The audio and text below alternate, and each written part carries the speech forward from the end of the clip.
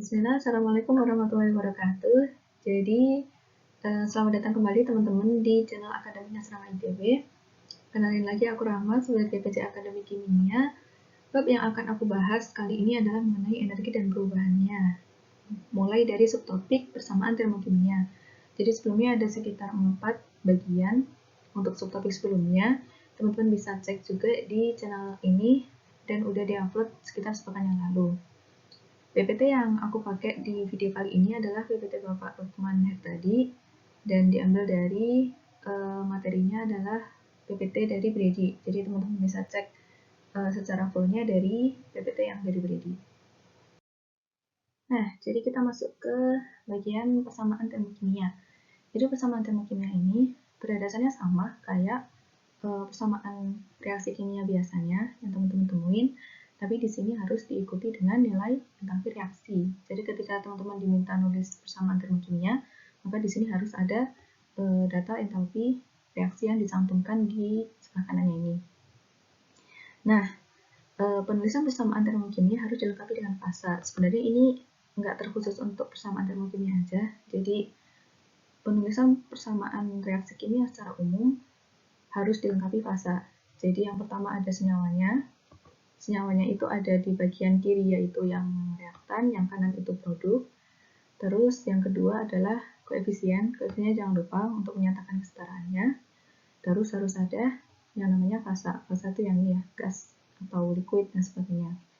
Nah, kalau di persamaan termokimia sendiri, fasa ini menjadi penting karena ketika fasanya itu berbeda, maka entalpi yang diberikan itu juga akan berbeda. Di sini diberikan contoh, senyawanya sama-sama di produk ada metana sama ada oksigen, dan akan bereaksi membentuk karbon dioksida sama air. Tapi di sini bisa dilihat, untuk reaksi pertama itu air yang dihasilkan adalah bentuknya liquid, sementara air yang kedua bentuknya adalah gas.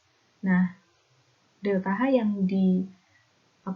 delta H reaksi dari kedua reaksi ini memberikan hasil yang berbeda datanya. Yang atas itu akan melepas energi yang lebih besar daripada yang bawah.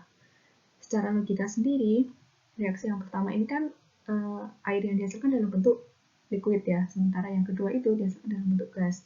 Otomatis kalau teman-teman merubah liquid jadi gas berarti kan penguapan ya. Penguapan itu kan perlu yang namanya energi. Jadi untuk yang reaksi kedua ini energi yang dilepaskan itu jauh lebih sedikit daripada energi yang pertama. Kenapa? Karena perubahan dari fase liquid menjadi fase gas ini sendiri memerlukan sejumlah energi. Makanya di bawah ini bisa dikatakan perbedaan dari delta H ini bisa dikatakan sebagai energi yang diperlukan untuk menguapkan air. Jadi selisihnya ini dari 890 sama 802 itu adalah selisih energi yang diperlukan untuk mengubah dari cairan ini menjadi suatu gas. Nah, jadi di sini dijelaskan mengenai secara teoritisnya gitu untuk membalik persamaan termokimia. Kalau tadi kita secara logika kan ada fase liquid ke fase gas itu memerlukan sejumlah energi. Makanya selisih entalpi dari kedua reaksi tadi itu juga yang kita pakai untuk menguapkan si airnya. Nah, kalau secara teoritisnya sebenarnya tadi itu reaksi yang pertama yang fase liquid itu bisa kita balik. Jadi produknya menjadi reaktan, reaktannya menjadi produk. Nah, ketika kita melakukan pembalikan persamaan reaksi termokimia ini, nggak hanya produk yang ditaruh di depan dan reaktan yang ditaruh di belakang, tapi delta H-nya juga jangan lupa untuk dirubah. Kalau yang di sini kan diberi contohnya air yang dalam fase gas, jadi kalau yang tadi yang reaksi kedua ya. Ketika metana dan oksigen ini bereaksi membentuk karbon dioksida dan air, ternyata reaksinya ini menghasilkan melepas sejumlah energi. Nah, reaksi ini bisa kita balik, jadi si karbon dioksida dan airnya kita reaksikan untuk membentuk metana dan oksigen itu bisa, tetapi otomatis kita memerlukan sejumlah energi yang tadi dilepas. Makanya di sini diganti menjadi plus.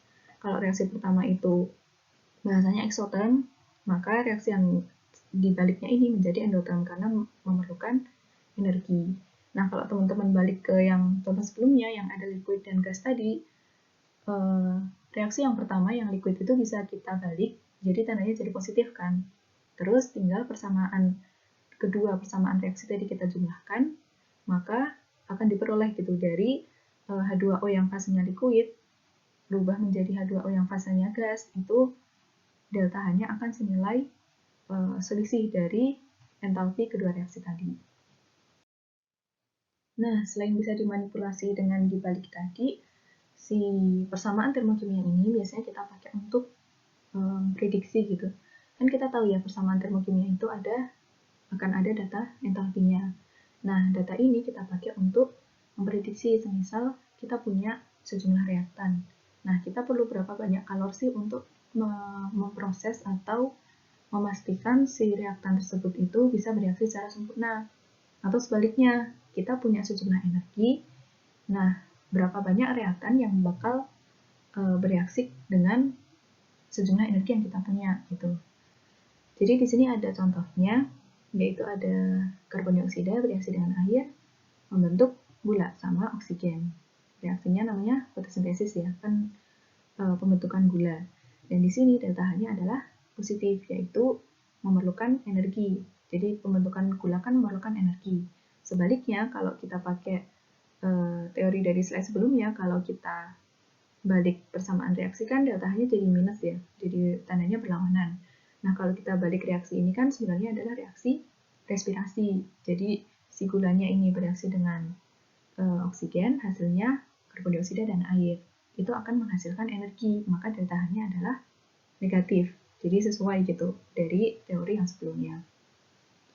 Nah, untuk contohnya di sini, yang pertama itu kasusnya kita punya sejumlah reaktan. Jadi yang diketahui di sini adalah karbon dioksidanya sejumlah 44 gram, udah terdapat massa molarnya.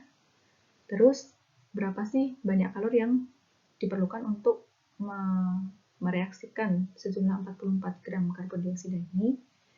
Jadi data yang kita pakai itu yang pertama kan ada si massa karbon dioksidanya. Kita punyanya 44 gram. Sementara data pembanding yang kita punya, di sini ada data delta H 2816 kJ ini kita perlukan untuk mengolah karbon dioksida sejumlah yang tertera di reaksi. Kalau di reaksi kan di sini tertulisnya 6CO2 ya. Nah, 6CO2, koefisien 6 ini itu bisa dibilang setara gitu dengan molnya karbon dioksida. Jadi bisa dikatakan delta H reaksi 2816 kJ ini diperlukan untuk memproses 6 mol karbon dioksida gitu. Sementara yang mau kita olah itu kan 44 gram. Sementara yang kita tahu datanya kan per 6 mol ya. Jadi gramnya ini kita olah ke mol dulu. Otomatis pakai massa molar. Jadi di sini ada 44 gram karbon dioksida dikali 1/44. Kali 1/44 ini sama aja dengan dibagi massa molar kan. Yang jelas biar bisa menghasilkan mol gitu. Jadi gramnya di bawah, molnya di atas, biar bisa dicoret. Nah, jadi yang dari 44 gram dibagi massa molar tadi ini, kita akan dapat mol si CO2-nya. Kalau kita udah dapat mol CO2 yang ingin kita reaksikan, kita kan tadi mau cari kalornya ya. Sementara kalornya itu yang kita perlukan 2816 kJ per tadi 6 mol karbon dioksida. Jadi langsung dikali aja. Kita punyanya berapa mol, dikalikan berapa kilojoule per berapa mol gitu. Biar molnya bisa dicoret. Jadi sebenarnya dari teman-teman mengolah dari satuannya itu akan ada clue gitu yang bisa membantu untuk ngerjainnya gitu. Jadi bisa molnya bisa dicoret, hasilnya otomatis akan kilojoule. 470 inilah yang kita perlukan untuk memproses 44 gram. Sementara yang kedua, sebaliknya, kita punyanya 100 kJ. Terus berapa gram yang akan bisa kita proses sih untuk biji glukosa? Jadi tinggal sebaliknya, 100 kJ ini yang kita punya, sementara tadi kan diperlukan 2816 kJ per 6 mol ya. Karena kilojoule-nya bahasanya ingin kita coret, ya udah tinggal dibalik aja. Nanti di sini akan ketemu jumlah mol yang bisa diproses. Baru kita kalikan dengan massa molarnya. Bukan dibagi karena kita ingin mendapatkan gramnya. Jadi gramnya yang harus di atas. Maka hasilnya adalah 9,4 gram. Nah, 9,4 gram ini adalah massa yang dapat diproses dengan 100 kJ. Nah, silakan teman-teman bisa lanjut ke bagian selanjutnya, yaitu mengenai hukum Hess.